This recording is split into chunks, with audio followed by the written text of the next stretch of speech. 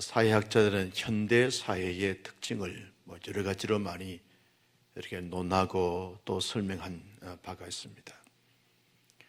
그 학자들마다 조금씩 현대 사회의 특징을 좀 논할 때 있어서 표현상 차이가 있지만 종합적으로 정리해 보면 현대 사회의 특징은 산업화 사회를 말한다, 그렇게 말할 수 있습니다. 그리고 현대 사회의 특징은 이 정보화 시대다. 수많은 정보들이 홍수처럼 쏟아지고 있는 시대를 우리가 살고 있습니다. 이게 현대 사회의 특징인 것입니다. 현대 사회는 도시화 현상이다, 그렇게 볼 수 있습니다. 농어촌에는 연세 많은 분들만 그렇게 계시지, 대부분의 학생들이나 청년들이나 청량년들은 도시에서 삶의 터전을 이루면서 살아가는 것을 보게 되었습니다. 앞으로 초현대 사회가 되면 될수록 도시화 현상은 더 극심하게 일어나게 된다, 그렇게 미래학자들은 말하게 되었습니다. 결국은 도시는 이렇게 집들이 비지 않지만 중소도시나 또 농어촌에는 많은 집들이 앞으로 비게 될 것이다. 대표적으로 일본 사회를 보면서 그렇게 예측하고 예단하는 것을 보게 됩니다. 그 현대 사회는 글로벌한 사회다, 세계화 시대다, 그렇게 말하게 됩니다. 여러분, 전 세계에 있는 사람들이 동시에 보이스톡이나 페이스톡을 하면서 같이 이렇게 교제할 수 있고 얼굴 대면을 하면서 그렇게 통화할 수 있습니다. 요즘은 이 코로나 팬데믹 상황 속에서 줌이 활성화돼서 전 세계에 있는 사람들이 줌으로 다 세미나도 열고 또 같이 집회도 하고 줌으로 회의도 하는 것을 보게 됩니다. 저도 매주 이렇게 금요일, 목요일 날 새벽에 2시간씩 미국에 있는 목사님과 호주에 있는 목사님, 또 한국에도 몇몇 군데에 흩어져 있는 이런 목사님들이 줌으로 코칭 이 수업을 합니다.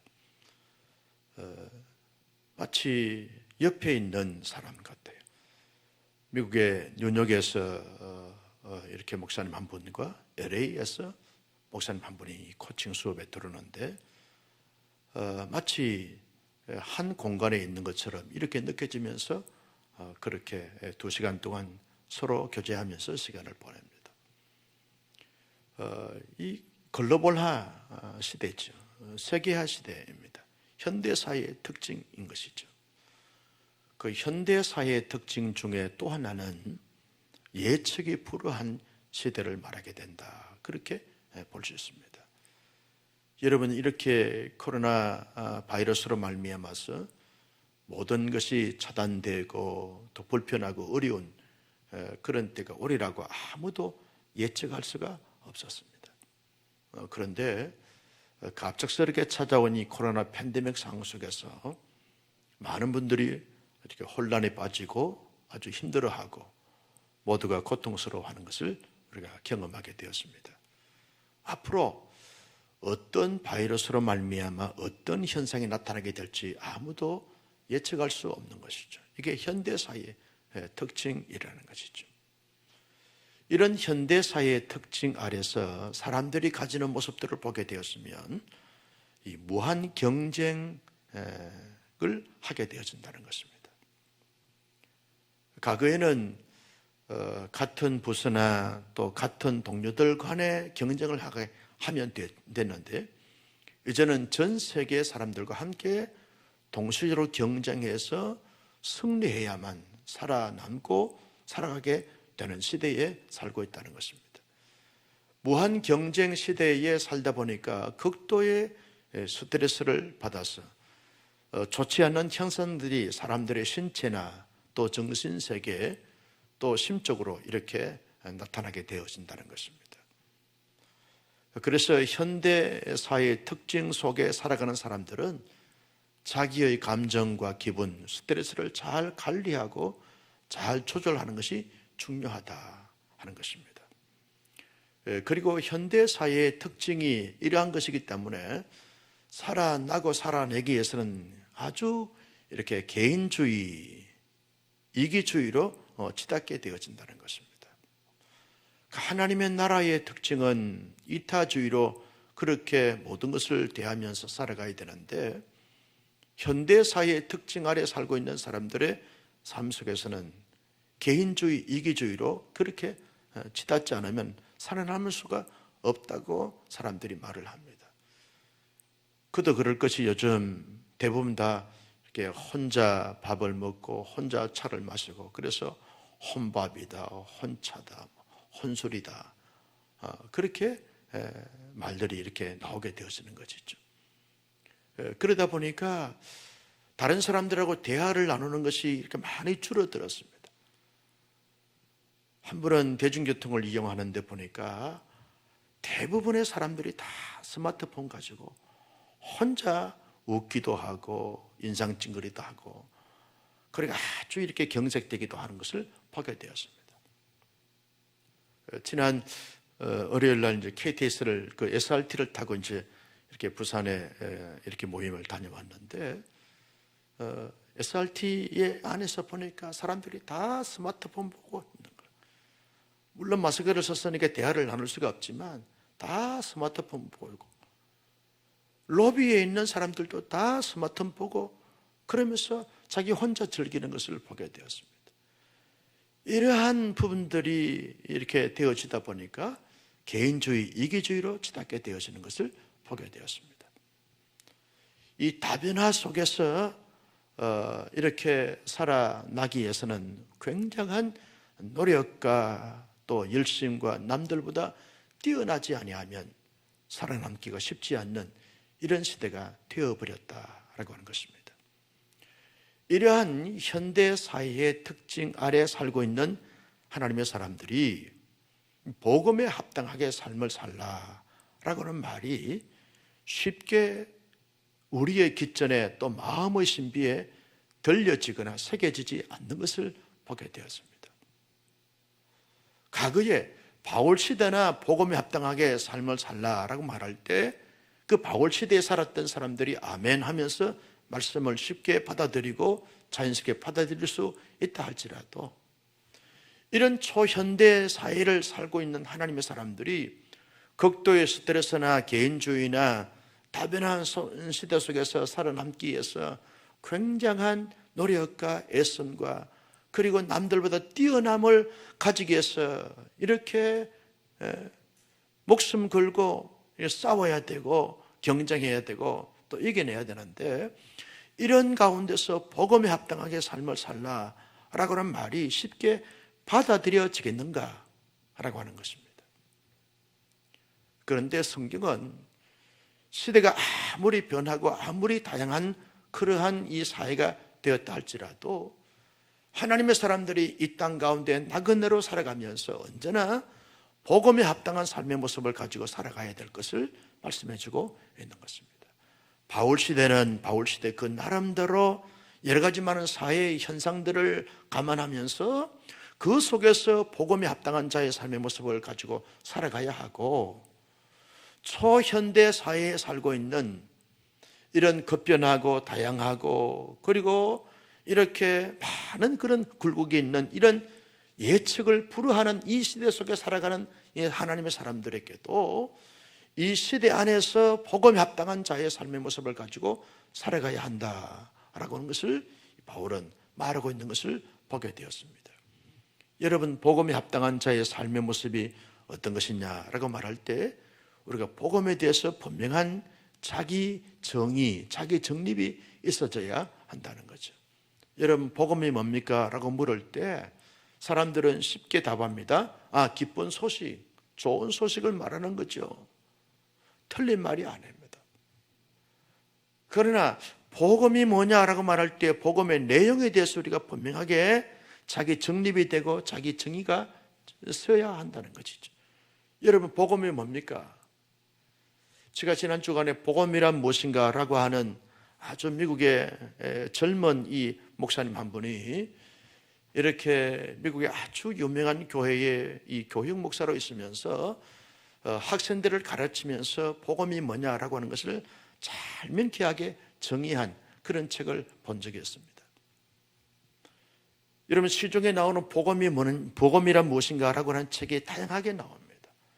팀 켈러도 복음이란 무엇인가라고 하는 책이 이렇게 나오기도 하고, 또 존 파이퍼라고 하는 목사님도 복음이란 무엇인가라고 하는 것에 대해서 책을 저술하기도 하고, 여러 다양한, 또 우리나라의 출신 교수로서 세계적인 스카긴 이 김세윤 박사도 복음이란 무엇인가라고 하는 책을 이렇게 제목을 삼고 출간을 한 적이 있습니다.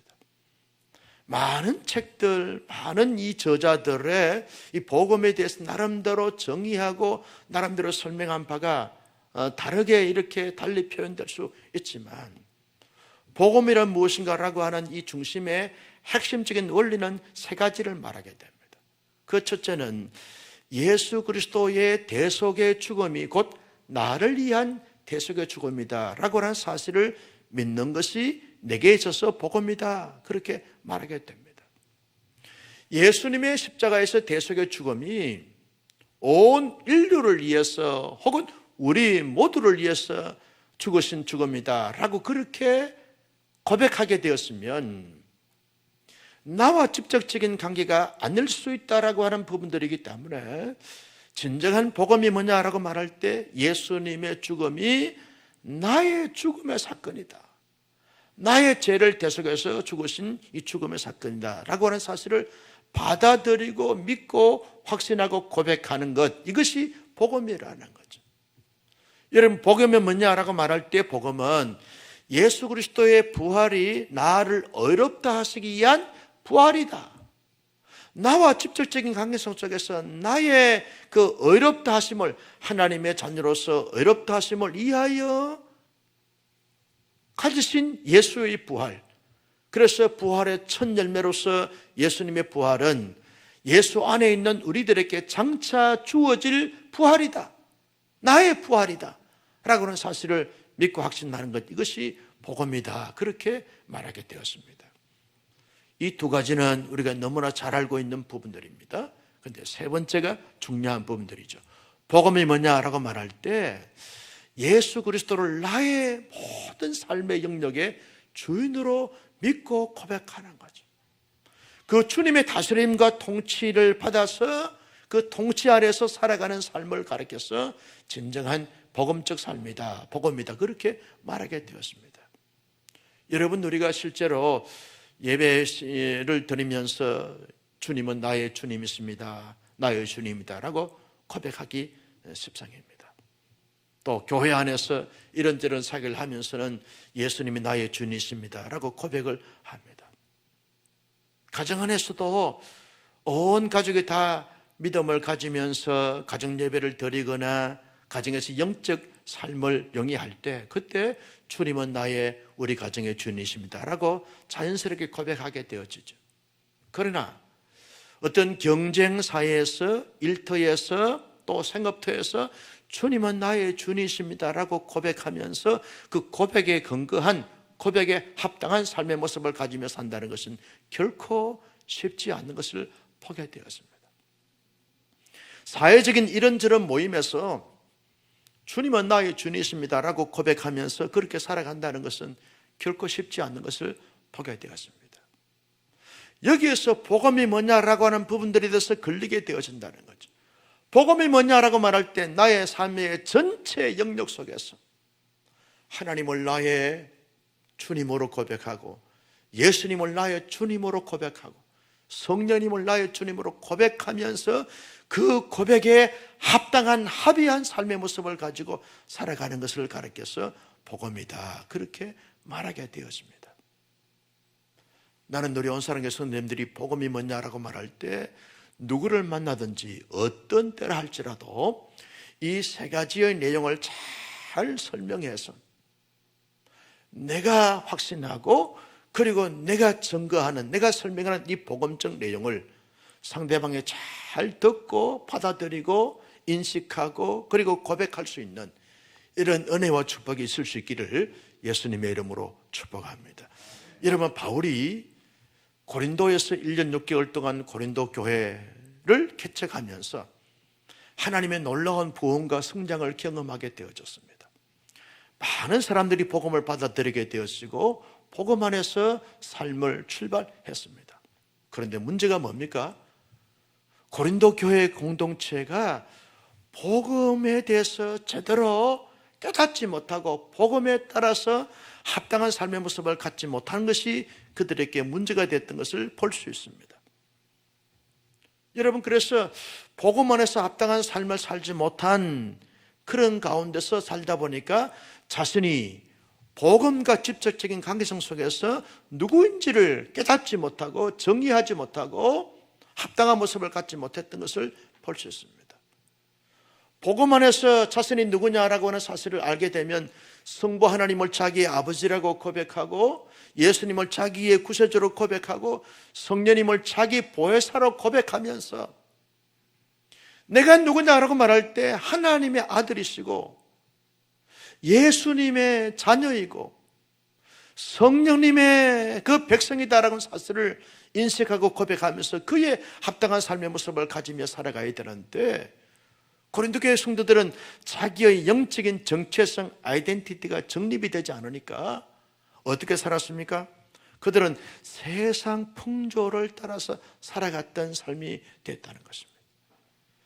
하나님의 사람들은, 하나님의 자녀는 하나님께서 무엇을 원하시고 기대하시고 바라시고 기뻐하시는가, 이것을 추구하며 살아가는 삶이 하나님의 자녀들의 삶의 모습인데, 이 세상에 살지만 세상의 풍조를 따라 살아가는 삶이 아니라 하나님의 말씀과 하나님의 비전과 하나님의 원하심의 뜻을 따라서 살아가는 것이 하나님의 자녀로서 합당한 삶의 모습 아닙니까? 이게 복음에 합당한 자의 삶의 모습 아닙니까? 그런데 고린도 교회 성도들은 하나님의 자녀라고 말하면서도 실제의 삶에는 세상 풍조를 따라서 살아갔습니다. 신접한 여인들과 음행을 하고 우상을 숭배하고, 그리고 온갖 분열과 분쟁을 일삼고, 그리고 인간의 정력과 욕망을 채우기 위해서 혈안되어진 이런 삶의 모습을 가지고 살아갔던 사람들이 고린도 교회 성도들의 모습이 됐습니다. 여러분, 고린도 교회 성도들이 하나님의 뜻을 저버리고 세상 풍조를 따라 살아가다 보니까 언제나 바울에게는 뭡니까? 많은 문제를 야기시키는 문제 사람이 됐습니다. 여러분, 주인에게 늘 기쁨이 되고 즐거움이 되고 보람이 되고 자랑이 되어져야 되는데 늘 문제를 일으키는 문제 사람이 되었습니다. 그 문제를 많이 일으키니까 바울에게 늘 근심이 되고 늘 걱정이 되고 늘 이렇게 무거운 짐이 됐던 것을 볼 수 있습니다. 복음에 합당한 자의 삶은 하나님의 기쁨이 되고 하나님의 자랑이 되고 하나님의 영광이 있다는 것입니다. 그런데 바울에게, 하나님의 사람인 바울에게, 하나님의 종인 바울에게 늘 근심이 되고 걱정이 됐던 삶의 모습을 가졌던 것이 고린도 교회 성도들의 문제라는 것입니다.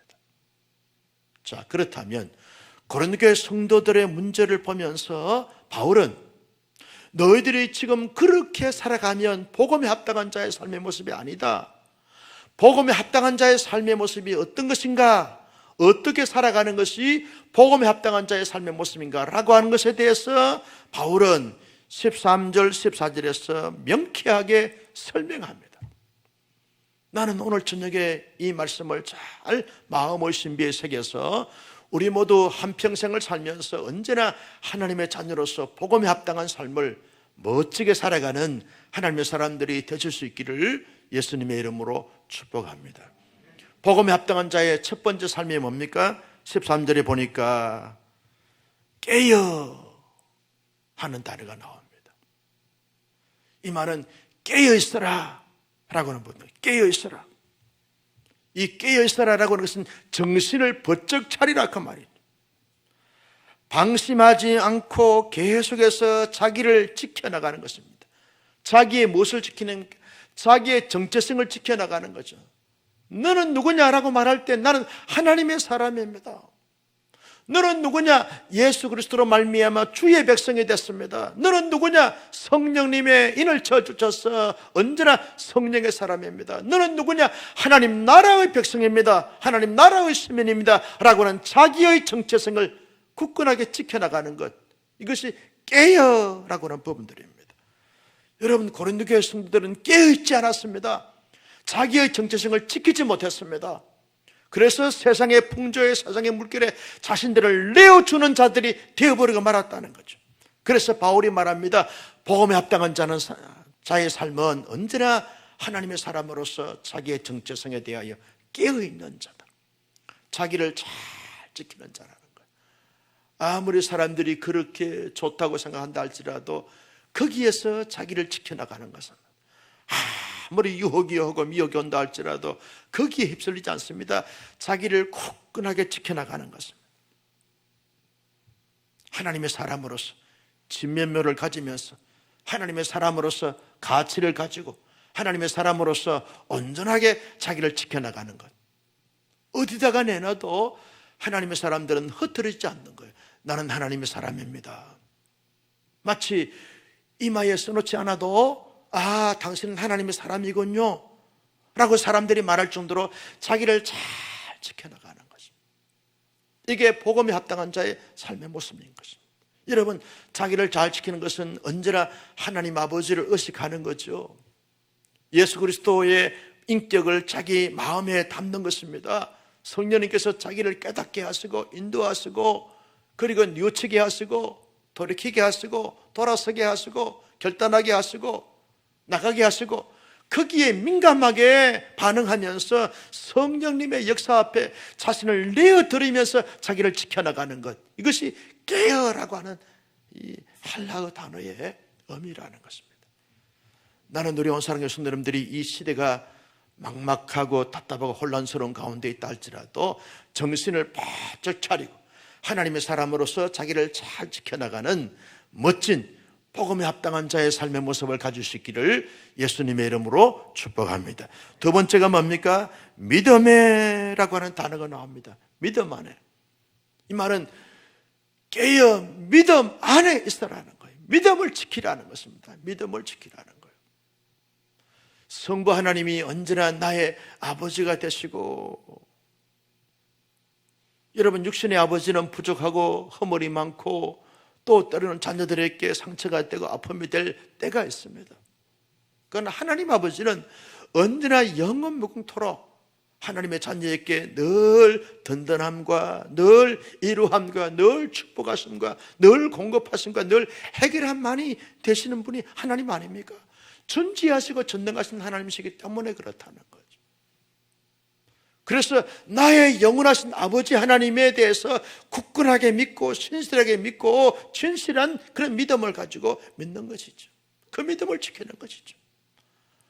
때때로 여러분, 우리가 하나님 앞에 기도해도 하나님이 응답해 주지 않는 것 같아요. 하나님이 나를 사랑해 주지 않는 것 같아요. 하나님이 나를 돌봐주지 않는 것 같아요. 그렇다 사람들이 말하고 또 내 자신이 느낀다 할지라도 하나님은 아니야, 나의 영원하신 아버지야. 할렐루야. 여러분, 이 믿음을 지켜나가는 것, 이것이 복음에 합당한 자의 삶의 모습이라는 거죠. 아버지 하나님과 아들 되는 나 자신과의 이 부자관계, 영적인 영원한 부자관계에 대해서 정립이 되지 아니하면 복음에 합당한 자의 삶의 모습을 가질 수가 없게 되어지는 것입니다. 여러분, 자녀가요 사방이 흩어지고 전 세계에 흩어졌다 할지라도 아버지는 언제나 그 자녀에게 마음이 가 있습니다. 오늘 저녁에 참석하신 아버지님들께서 동의하시면 아멘. 그렇잖아요. 자녀가 미국에 있든 호주에 있든 베트남에 있든 간에 아버지의 마음은 늘 자녀에게 가 있다는 것. 하물며 한계의 선상을 가진 아버지를 할지라도 늘 자녀에게 가 있다는 것. 여러분, 그런데 하나님 아버지는 영으로 온 세계에 편재해 계시는데 언제나 아버지 하나님께서는 늘 자녀인 우리들에게 관심을 갖고 우리에게 시선을 집중시키시고 우리를 돌보신다는 거예요. 이 사실을 믿는 믿음을 가지는 것이 중요하다는 것. 여러분, 하나님 아버지가 내 안에 계시고 내 배후에서 나를 지켜주신다라고 하는 사실을 믿게 되어지면 우리가 얼마나 든든한지 몰라요. 얼마나 힘을 가지게 되는지 모릅니다. 저는 제 아버지가 이렇게 이제 시골에 계시는데, 그 아버지가 시골에 계시라고 하는 그 아버지의 그 존재하심 자체만 생각해도 위로가 될 때가 참 많아요. 그런데 영원하신 아버지, 전능하신 아버지, 전지하신 하나님이 언제나 나를 지켜주시고 나를 돌보시고 나와 함께 계신다는 사실을 믿는 믿음을 가지게 될 때 우리가 무한 긍지와 자부심을 가지게 되지 않습니까? 여기에서 힘을 갖는 것이죠. 여러분, 예수 그리스도가 나의 구세주입니다. 예수님이 십자가에서 모든 것을 희생해 주셔서 나를 하나님의 존귀한 자녀로, 구속의 백성으로, 구원의 백성으로 삼아 주셨어요. 이 사실을 믿는 것입니다. 내 주어진 현실이 잘 풀리지 않고 여러 가지 많은 부분에서 힘들고 어려움이 있다 할지라도 예수님은 나의 구원자야. 이 사실을 믿는 믿음을 가지고 그 믿음을 지켜나가는 거죠. 여러분, 목숨까지 내어주신 아버지께서, 예수님께서 어찌하여 그 아들이 구하는 것을 왜 주지 않겠느냐 라는 말씀 있지 않습니까? 여러분, 나를 나보다 더 사랑하시는 분이 우리 예수 그리스도이신 줄로 믿으시면 아멘. 얼마나 든든한지 몰라요. 어디에서 하나님의 사람들이 큰 소리를 칩니까? 예수님이 나의 모든 것의 모든 것 됐습니다 라고 하는 이 믿음적 고백을 통해서 나오게 된다는 것입니다. 여러분, 성령 하나님은 내가 보든 보지 못하든 인식하든 인식하지 못하든 언제나 내 안에, 내 배후에서 나를 지지하시고 응원하시고 돌보시고 이끄시고 깨우치시고 인도하시고 주장하시고 간섭하시고 다스린다는 거예요. 성령님이.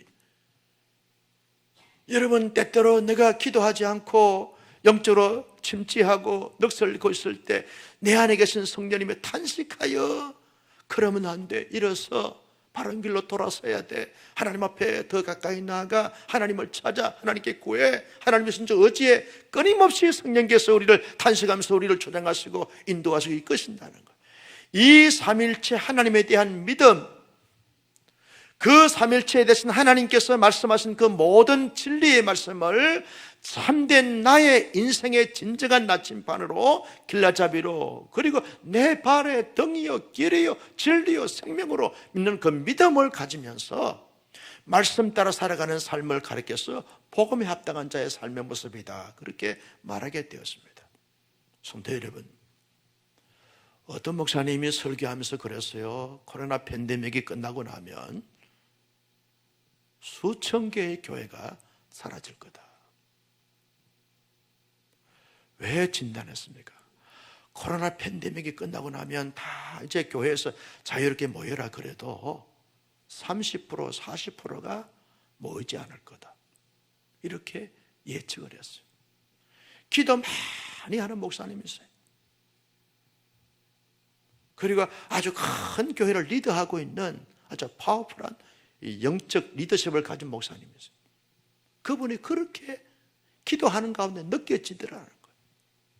그 말이 사실인지 아닌지 끝나봐야 알겠지만 대충 여러분 공감할 수 있는 부분들 아니겠습니까?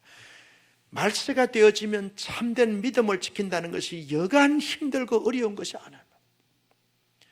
나는 누가 뭐라 그래도 우리 온사랑교회 성도님들은 코로나 팬데믹이 계속 이어지던 종식에 대해서 자유롭게 모이던 상관없이 성부 하나님에 대한 믿음, 성자 예수님에 대한 믿음, 성령 하나님에 대한 믿음, 참된 진리에 대한 믿음을 굳건하게 지켜나가는 우리 모두가 될 수 있기를 예수님의 이름으로 축복합니다. 이게 복음에 합당한 자의 삶의 모습이라는 거죠. 여러분, 복음에 합당하게 살아가는 삶의 모습이 뭐냐 하면 여기에 보니까 굳게 서서, 굳게 서서. 이 말은 흔들리지 말라는 거예요. 흔들리지 말라는 거예요. 굳게 서라는 거예요. 믿음에 굳게 서서 끊임없이 계속해서 성장과 성숙의 가수들을 가져라는 거예요.